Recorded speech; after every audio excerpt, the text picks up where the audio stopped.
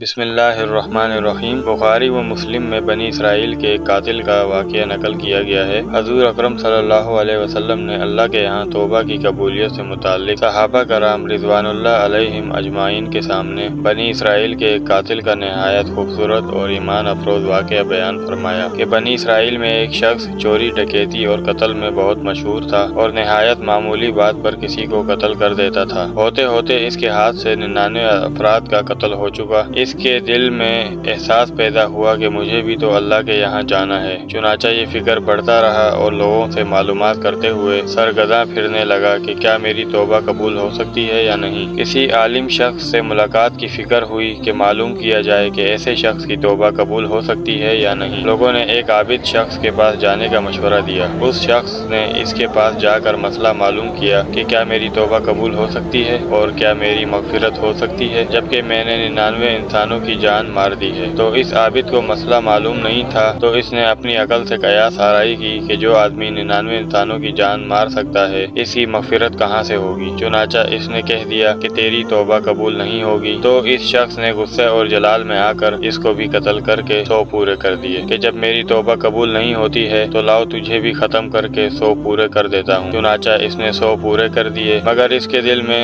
تردو باقی رہا کہ میری مغفرت کی کوئی شکل ضرور ہوگی۔ اس لیے اس نے لوگوں سے پھر معلومات کا سلسلہ جاری کر دیا کہ روئے زمین میں سب سے بڑا عالم کون ہے، اس سے جا کر کے معلوم کروں گا، وہی صحیح مسئلہ بتا سکتا ہے۔ آخر لوگوں نے اس کو بتلایا کہ فلاں جگہ ایک عالم رہتا ہے، اس سے جا کے معلوم کرو۔ چنانچہ اس عالم صاحب کے پاس جا کر اپنی زندگی کی کارگزاری سنائی اور 100 آدمیوں کو کس طرح سے قتل کیا ہے سارا کارنامہ سنا کر معلوم کیا کہ اب بتلائیے کہ میری توبہ قبول ہو سکتی ہے یا نہیں۔ کیا اللہ کے یہاں مجھ جیسے گناہگار کے لیے بھی مغفرت کا کوئی خانہ ہے؟ تو اس عالم صاحب کو چونکہ علم تھا تو اس نے بتلایا کہ تیرے گناہ معاف کرنے میں اللہ کے یہاں کیا رکاوٹ۔ اللہ کی رحمت کا سمندر تجھ جیسے گناہگاروں کے گناہوں سے بہت بڑا اور بہت وسیع ہے۔ چنانچہ اس عالم صاحب نے مشورہ دیا کہ تم فلاں جگہ سفر کر کے جاؤ، وہاں کچھ اللہ کے بندے رہتے ہیں، ان کا مشغلہ صرف اللہ کی عبادت ہے، ان کے ساتھ مل کر اللہ کی عبادت کرو اور نادم ہو کر اپنے گناہوں کی معافی مانگو، انشاءاللہ تمہاری مغفرت ہو جائے گی۔ جب اس شخص نے آدھا راستہ طے کر لیا تو ملک الموت آ گئے اور اس کی موت ہو گئی۔ اب اس کی روح لے جانے کا مسئلہ کھڑا ہوا۔ آسمانوں سے رحمت کے فرشتے بھی آئے اور عذاب کے فرشتے بھی۔ رحمت کے فرشتے کہنے لگے کہ اس کی روح لے جانے کا حق ہم کو ہے، اس لیے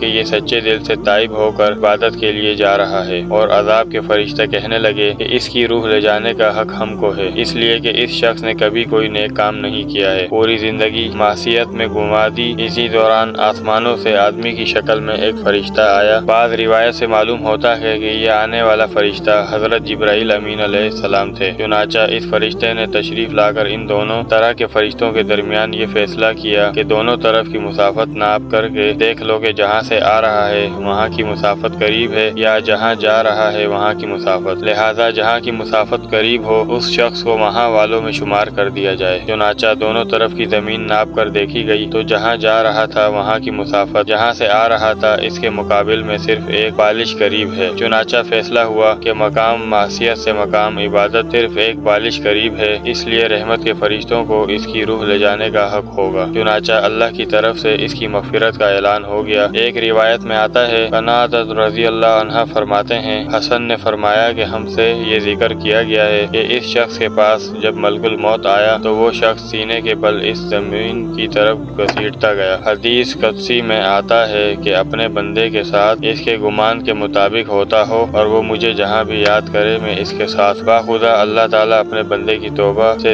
اس سے زیادہ خوش ہوتا ہے جتنی خوشی تم میں سے کسی ایسے شخص کو ہوتی ہے جس کا جانور بیابان میں گم ہو کر پھر اسے مل جائے۔ اور جو شخص ایک بالش میری طرف آتا ہے میں ایک ہاتھ اس کے قریب ہو جاتا ہوں، اور جو شخص ایک ہاتھ میرے قریب آتا ہے میں اس کے ایک پھیلائے ہوئے دونوں ہاتھوں کے درمیان کی مسافت قریب ہو جاتا ہوں، اور جب وہ میری طرف چل کر آتا ہے تو میں اس کی طرف دوڑ کر آتا ہوں۔ حاصل معلوم ہوا کہ انسان جب بھی سچے دل کے ساتھ توبہ کرے گا تو اللہ تعالیٰ ضرور قبول فرمائیں گے انشاءاللہ۔ یہ واقعہ خصوصاً ان حضرات کے لیے ہے جو کہ بڑے بڑے گناہ کر کے اب مایوسی کی زندگی گزار رہے ہیں، کیونکہ شیطان انہیں مایوس کرتا ہے۔ بہرحال گناہ گاروں کو شیطان کی باتوں میں آ کر مایوس نہیں ہونا چاہیے، بلکہ اللہ کی رحمت سے اچھی امید رکھ کر سچی توبہ کے ذریعے اپنے آپ کو پاک و صاف کر لینا چاہیے۔ اللہ تعالیٰ ہم سب کو عمل کرنے کی توفیق عطا فرمائے، آمین یا رب العالمین۔